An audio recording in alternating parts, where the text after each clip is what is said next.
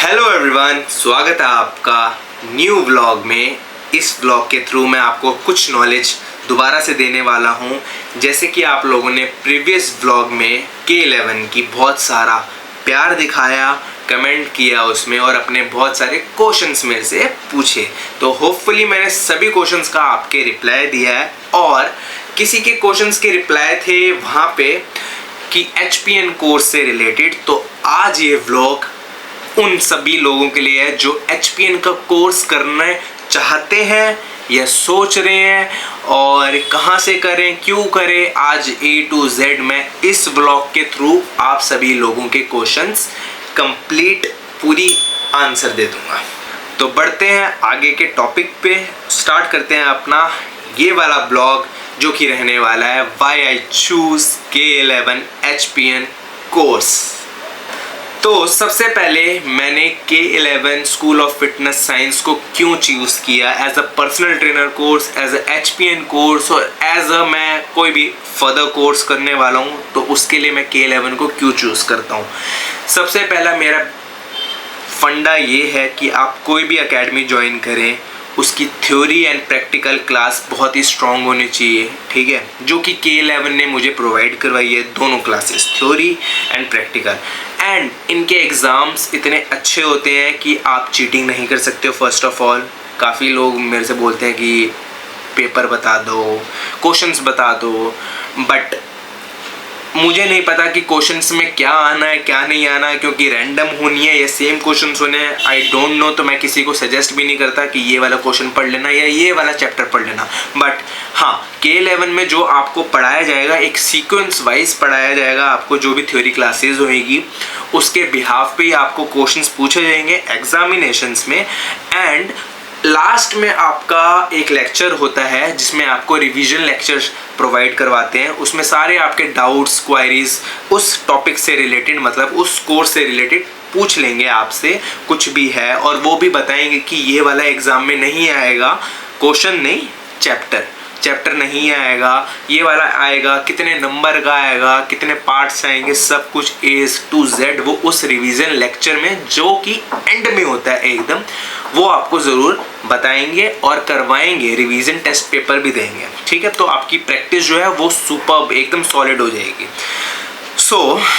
तो मेरा first reason ये है कि आपकी थ्योरी और आपका प्रैक्टिकल बहुत स्ट्रॉन्ग रहेगा अगर आप K11 से कोर्स परस्यू करते हैं। तो दूसरी चीज़, जैसे कि मैंने बाकी अदर एकेडमीज़ में नोटिस किया, काफ़ी अदर एकेडमी में कोई डिस्काउंट देता है। For example 10% discount, 20% discount, happy independence day discount जैसे अभी रिसेंटली आया, तो 20% of, 30% of, 50% of on all courses या पर्टिकुलर कोर्सेज।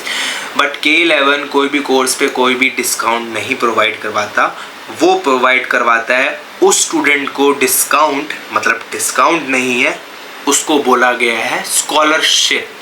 यस, आपने सही सुना, K11 प्रोवाइड करवाता है अपने स्टूडेंट्स को स्कॉलरशिप। अगर आप 85% से अबव स्कोर करते हैं किसी भी कोर्स में, चाहे वो पर्सनल ट्रेनिंग का हो, चाहे वो स्पेशल पॉपुलेशन का हो, चाहे वो HPN का कोर्स हो, ह्यूमन परफॉर्मेंस न्यूट्रिशनिस्ट का कोर्स हो, तो किसी में भी आप 85% से, जिसमें आपने एनरोल करवा रखा है, आपने 85% अबव स्कोर किया, परसेंटेज स्कोर की, तो आपको एक मिलता है स्कॉलरशिप का ऐसा डिग्री, ठीक है। तो मुझे सबसे पहले मैं आपको ये बताता हूँ, जो मेरा पिछला कोर्स कर रहा था पर्सनल ट्रेनिंग का, तो वो मैंने अपडेट करवाया था, CPT में था मैं, ठीक है, सर्टिफाइड पर्सनल ट्रेनर, उसको मैंने DPT में अपडेट करवाया काफ़ी टाइम बाद। तो मुझे नहीं पता था कि ऐसा कुछ भी रूल K11 ने निकाला है, और ना मैं इस चीज़ से अवेयर था, तो मैं आपको अवेयर भी कर रहा हूँ इस चीज़ से। तो जब मैंने वो कोर्स करा था, तो मे बी मैंने जो स्कोर करा था वो 82 या 83% स्कोर किया था, पर्सनल ट्रेनिंग की बात करूं तो, और मुझे उसमें स्कॉलरशिप नहीं मिली बिकॉज 85% या फिर 85% से अबव ही आपको स्कॉलरशिप मिलती है। तो स्कॉलरशिप का सबसे पहला बेनिफिट ये है कि आपको पहली बात K11 से डिस्काउंट मांगने की ज़रूरत ही नहीं पड़ेगी। आप अगर अपनी मेहनत पूरी करेंगे और 85% स्कोर करेंगे, then you will get a scholarship. और स्कॉलरशिप में क्या क्या बेनिफिट होता है वो मैं मेरे को इतना एग्जैक्ट नहीं पता, बट कुछ इनका स्लैब है, वो आप इनसे जाके पूछ सकते हैं K11 डिपार्टमेंट में कॉल करके।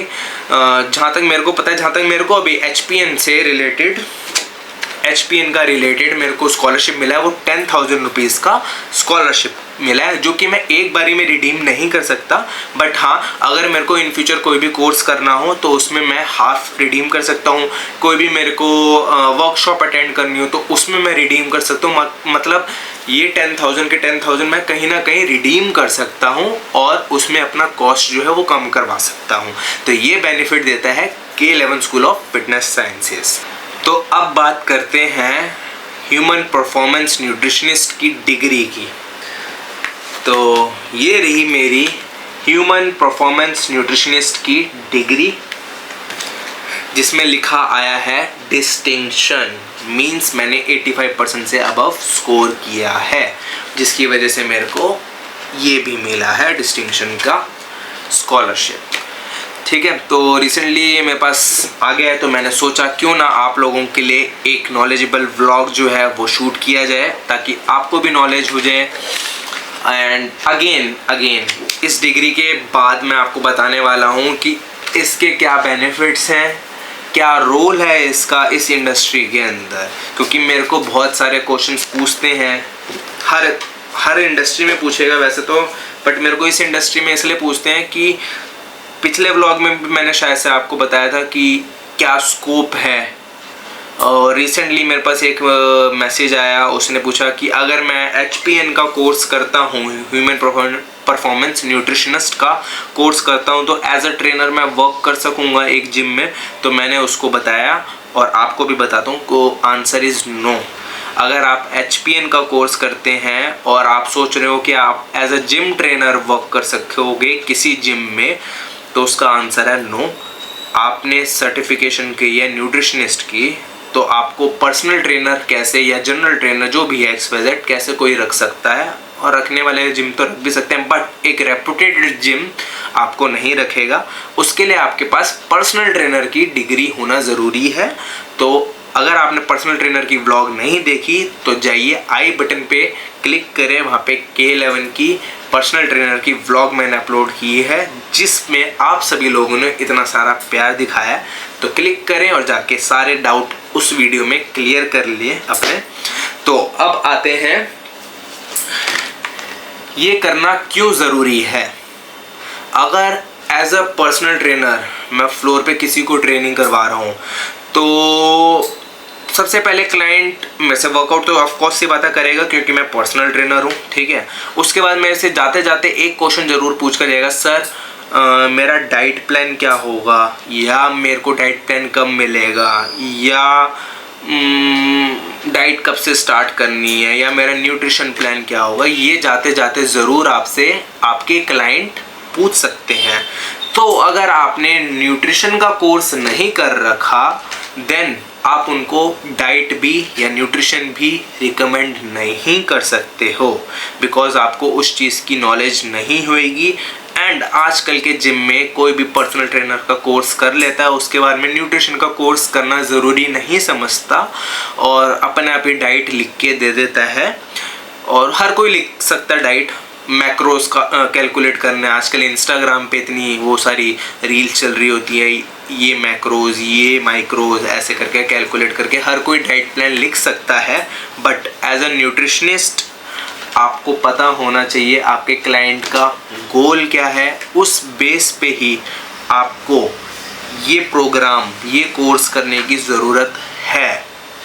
तो एज अ पर्सनल ट्रेनर मैं आपको रिकमेंड ज़रूर करूँगा कि न्यूट्रिशन की नॉलेज होना ज़रूरी है, बिकॉज दोनों ही एक दूसरे के ऊपर डिपेंडेबल है। अगर आप न्यूट्रिशनिस्ट हो और आपने पर्सनल ट्रेनर का कोर्स नहीं कर रखा, तो आप किसी को एक्सरसाइज से रिलेटेड कैसे बता सकोगे और उसकी डाइट कैसे लिख सकोगे। फॉर एग्जांपल, अगर मेरे पास, मैं न्यूट्रिशनिस्ट हूँ और मेरे पास कोई क्लाइंट आया और वो बोलता है कि सर मेरे को एक न्यूट्रिशन प्लान चाहिए, मैं इतना इतना वर्कआउट करता हूँ, इतने इंटेंसिटी पे वर्कआउट करता हूँ, इतना कार्डियो करता हूँ, इतने एप्स करता हूँ, इस दिन रेस्ट होता है, मेरे को पता ही नहीं उस इंटेंसिटी के हिसाब से क्या डाइट लिखनी। मेरे को डाइट लिखनी आती है, बस उस इंटेंसिटी को मैंने अपने ऊपर कभी आजमाया ही नहीं, तो मैं न्यूट्रिशन कैसे रिकमेंड कर सकता हूँ किसी को।